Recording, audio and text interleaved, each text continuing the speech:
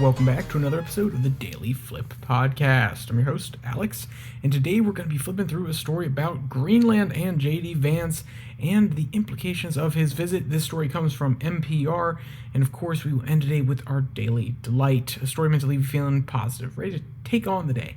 Now, that's enough rambling for me. Let's get into our daily debate. So, do you think Greenland will be independent by the time Donald Trump's presidency is over? Do you think it'll be part of the U.S.? Where do you think it's going?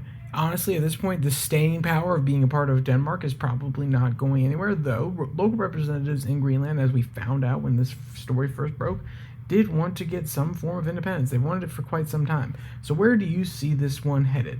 I'm curious, before we jump into the story, not that this will provide you with any new facts that would make you think otherwise, but it is always interesting how these stories play out. So, with that, let's jump into the article from NPR. The headline reads, Trump won't rule out military force to take Greenland. Now, the reason that Greenland is important, if you haven't learned by now, national security reasons. It's not just the space base that we have there, the Space Force base that we have there. It is also the fact that the Arctic will be a future battleground, a future sea, given the track we are on with global warming. And though I would love to say it's not going to stop, as much as I would love to say it's going to stop, it's not going to stop. It's going to continue on because there are going to be nations across the world that, as they become more developed, are going to not be able to afford these green technologies. They're going to go for the cheaper ones. They're going to be able to speculate themselves. They're still going to burn coal. And it's a hard trend to reverse even if the top nations of the world try to. So we're going to have a warmer world. This is the reality that we should live under, or at least the presumption we should live under when making plans for the future, because it doesn't seem logical to be saying that it will actually stop. As much as you would aspirationally want it to stop and you would want the world to not be warmer and be able to sustain life, it's not necessarily the world we're living in. So the Arctic will be a huge area of contention when it comes to what areas people control. Right now, Canada has some of the largest borders of the Arctic, Russia as well. And then Denmark has a pretty sizable one because of the size of Greenland. And don't forget, also, when this area opens up, as I mentioned before, it will be a major thoroughfare for trade.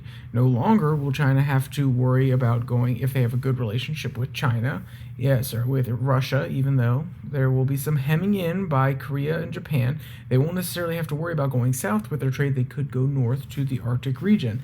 So you can see how this is geopolitically important. Russia, if they open up a whole bunch of harbors across that entire path, they can get lots of money and revenue coming from ships stopping at their ports in order to refuel. And guess what? Russia has an abundance of natural gas, oil. So you can see how this is going to play out, or at least a hypothetical situation where it plays out like this.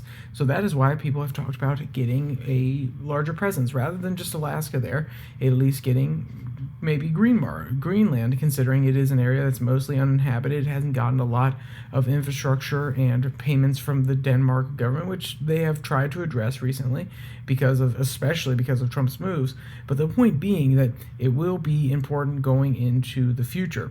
And the article starts off telling us about it. Quote, Greenland is a territory of Denmark, which is a NATO ally of the United States. Trump wants to annex the territory, claiming it's needed for national security purposes. In Saturday interviews, Trump allowed that, quote, I think there's a good possibility that we could do it without military force. This is world peace. This is international security, he said, but added, I don't take anything off the table. End quote. Now, that's a pretty bold statement. That's what NPR really wants to focus on here. And I want to use this article more as a staging ground to actually examine what is going to happen, what could happen, why this is not just important to the Trump idea of national security, but also to why it's a strong move for his posturing and some of his other goals. So obviously the natural resources that are there, that is very appealing to the Trump view of America, which is we need to be an industrialized power, we need to be self-sufficient, we need to be able to produce some of these more advanced technologies that require certain minerals.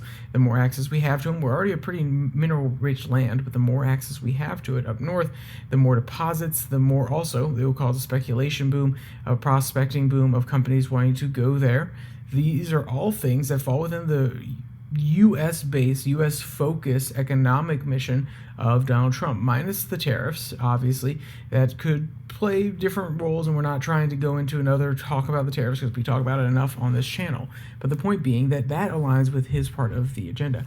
What is the other part? I think it was interesting when I heard a commenter, a proletariat commentator, and I say proletariat in the ironic sense, not in the actual sense, but a commentariat. How about that? Someone from the commentariat who was saying basically Donald Trump said it as a joke, and now he wants to follow through on it. It was brought up as an idea. He had mentioned it. He was kind of laughing at it, and then people started taking him a little seriously, and now he doesn't want to appear as though he's backing down.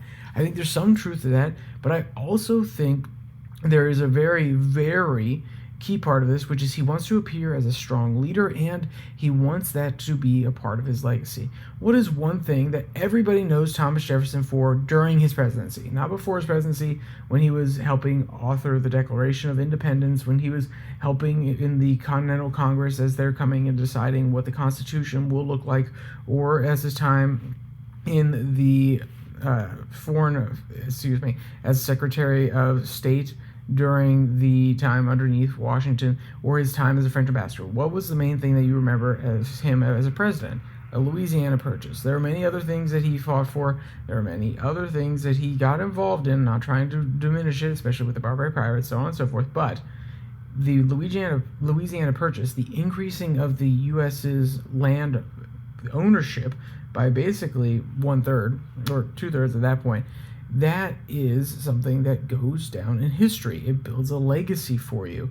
Even if it was, as Jefferson quoted himself, against the executive authority that was originally outlined in the Constitution, it is what we remember about him. And imagine a new territory coming in underneath Donald Trump. And I understand the military aspect is actually, that would be the most damaging. Saying that we had a conqueror-in-chief who went out and was trying to expand America's borders by conquering again, I think that would be the most detrimental to his legacy, especially in the type of society we live in where war is greatly frowned upon. But imagine if he is able to get it peacefully.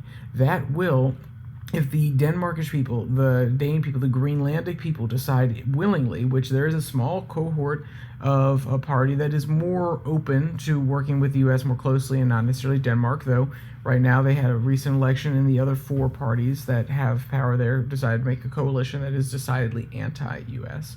But if he's able to get it peacefully, if they're able to convince that party that this is the right way, if they're able to convince the people that Greenland should be on the books as a U.S. territory, that is something that shows his strength, his ability to expand the United States, to bring in more resources, to expand the protection umbrella that we're capable of making.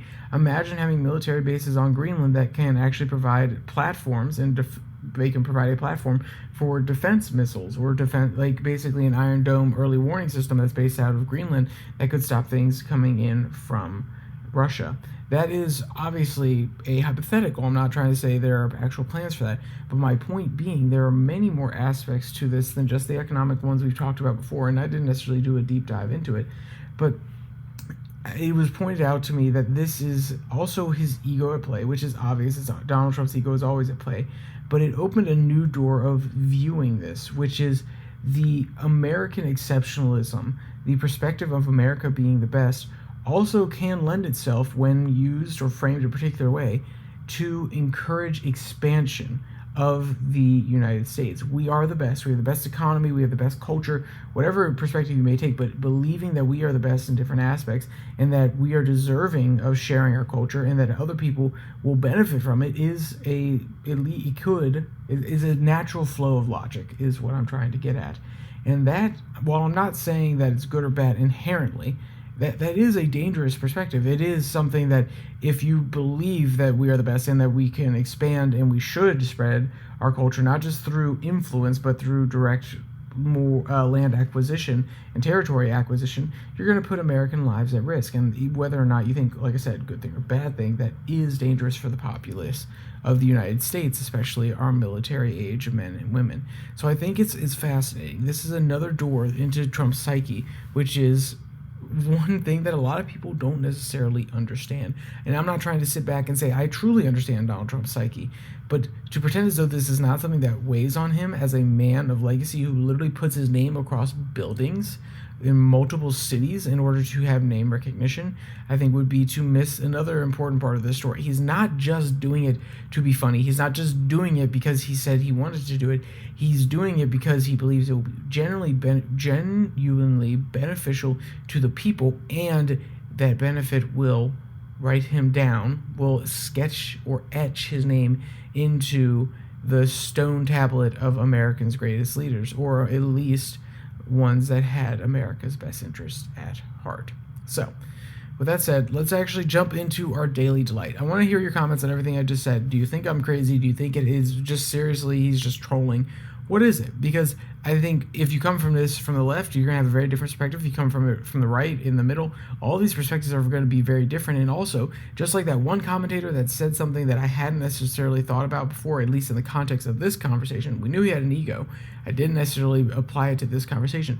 Commenting, putting it out there, could lend other perspectives to other people, not necessarily sway them to your side, but provide more insights. So let's share ideas, throw them down in the comment section. I love hearing what everybody has to say. So, with that, let's jump into our daily delight. This one is actually a very short one because it's a photo and a video that, well, let's just be real here. It is absolutely adorable, but also kind of goofy and weird. It's a bunny resting next to another bunny on top of a couch, and the headline reads, "Hey bun, what's the tea?" And it's basically the back bunny saying, whoa, what's up, bro? I'm snuggling on up. What's going on? You know how dogs sniff each other? It kind of is reminiscent of that. So if you want to see that cute photo video, or you want to read the other article from today from NPR, both the links will be in the description below that like and subscribe button. Also down there, you can find the podcast on Spotify, Pocket Cast, Podvine, as well as the Twitter handle at @YourDailyFlip, where I post the link to these videos, as well as our international news segment that comes out on Tuesday and Thursday. It's called 6 and 6, so 6 stories from around the world in 6 minutes or less. Both of the links to those come out on a daily basis over there, so you can come directly to the video on YouTube. So, with all that said, there's only one more thing to say. Stay safe, don't die.